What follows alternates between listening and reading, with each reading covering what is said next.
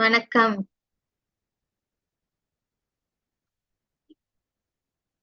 அகரம் தமிழ் வகுப்புல அன்றாடம் நம்ம பயன்படுத்தக்கூடிய வார்த்தைகள் பத்தி பார்த்துட்டு இருக்கோம்.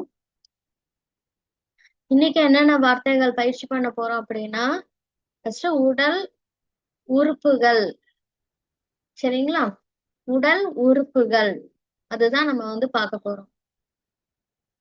நமக்கு பாடி பார்ட்ஸ் அவுட் சைடு பிசிக்கலா இருக்கக்கூடிய பாடி பார்ட்ஸ், அப்புறம்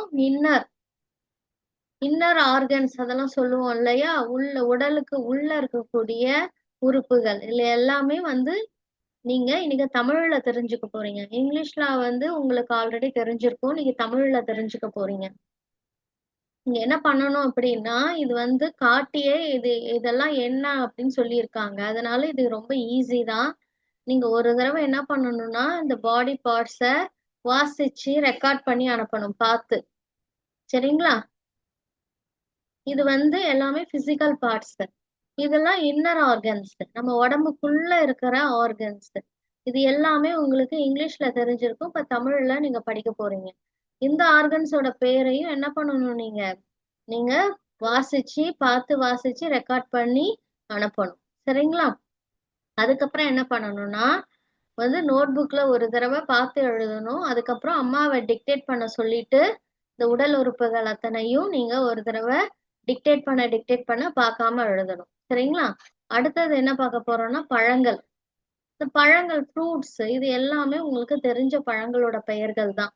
நீங்க இதை ஒரு தடவை பார்த்து அதேதான் பார்த்து வாசிக்கணும், ரெக்கார்ட் பண்ணி அனுப்பணும். அதுக்கப்புறம் பார்த்து எழுதணும் ஒரு தடவை. அப்புறம் டிக்டேட் பண்ண சொல்லிட்டு நீங்க அதை பார்க்காம எழுதி அனுப்பணும். அடுத்தது காய்கறிகள், வெஜிடபிள்ஸ். இதுவும் உங்களுக்கு இங்கிலீஷ்ல தெரிஞ்சிருக்கும், தமிழ்ல நம்ம படிக்கிறோம்.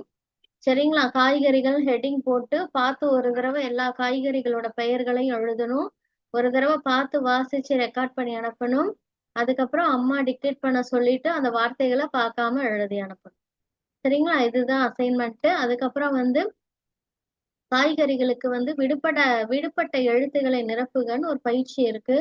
நீங்க என்ன பண்ணணும்னா 1 2 3 போட்டு 1 by 1 இந்த வார்த்தைகளை எழுதி என்ன எழுத்து விடுபட்டு இருக்கோ அந்த எழுத்தை நீங்க பார்க்காம ஃபில்அப் பண்ணணும். சரிங்களா? ரெஃபர் பண்ணக்கூடாது.